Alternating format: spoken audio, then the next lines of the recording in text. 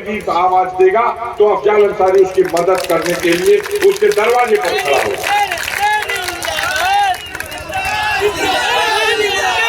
मैं इन जुल्मी ताकतों के सामने झुकने वाला नहीं हूं, डरने वाला नहीं हूं।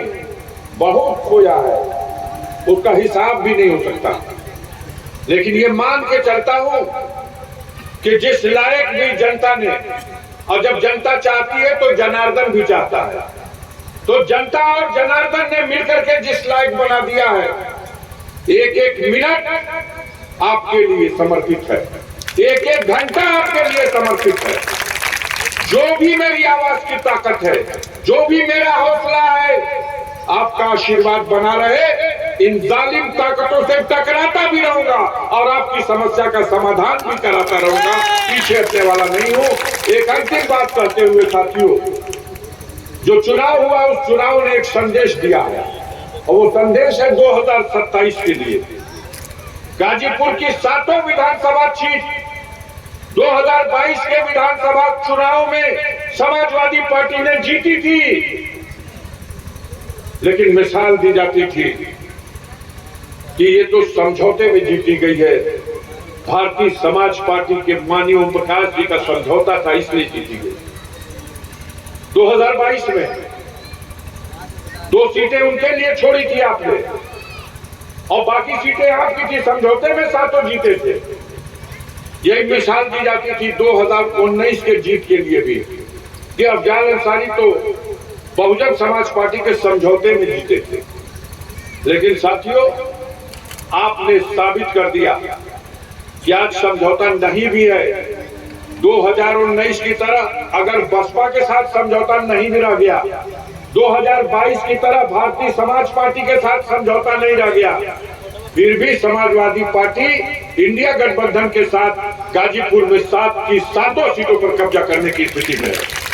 अब गाजीपुर लोकसभा नहीं जीते, आपकी 2 विधानसभाओं ने बलिया लोकसभा जिता दिया। अकेले मोहम्मदाबाद विधानसभा क्षेत्र से, जो मेरी जन्म भूमि और कर्म भूमि है, 26,000 वोटों की लीड दिया है बलिया को। 15,000 वोटों की लीड जहूराबाद से दिया है बलिया को। और आज वो बलिया जहां प्रधानमंत्री जी के सुपुत्र चुनाव लड़ रहे थे, उसको एक गरीब ब्राह्मण ने चुनौती ही नहीं दी, परास्त करके ये साबित कर दिया कि समाजवादी पार्टी की कतार किसी पद की मोहताज नहीं है, किसी बड़े इतिहास की मोहताज नहीं है। हम आभारी हैं आप सबके साथियों, और इस हुकूमत में बैठे हुए लोगों से। सरकार आपने बना लिया और नाटक आप कर रहे हो। सदस्यों को शपथ तक नहीं दिलाई गई, जनता में बेचैनी है। मैं आपसे कहना चाहता हूं, हुकूमत करने की शपथ लेने वालों, बदी की बू फिजा में आ रही है और बदन इंसानियत के सड़ चुके हैं। बदी की बू फिजा में आ रही है और बदन इंसानियत के सड़ गए हैं। और हुकूमत करने वालों, कुछ खबर भी है, दिले इंसान में कीड़े पड़ गए हैं, दिले इंसान में कीड़े पड़ गए। इस महंगाई को रोको, बेरोजगार नौजवानों को रोजगार दो, और ये भ्रष्ट अधिकारी कर्मचारियों को लगाम लगाओ। ये जनता जग चुकी है, तुम्हारी औकात नाप चुकी है, और आने वाले दिनों में 2027 में उत्तर प्रदेश की सरकार को बदल करके दिल्ली के रास्ते को और मजबूत बनाने में अपना योगदान देगी।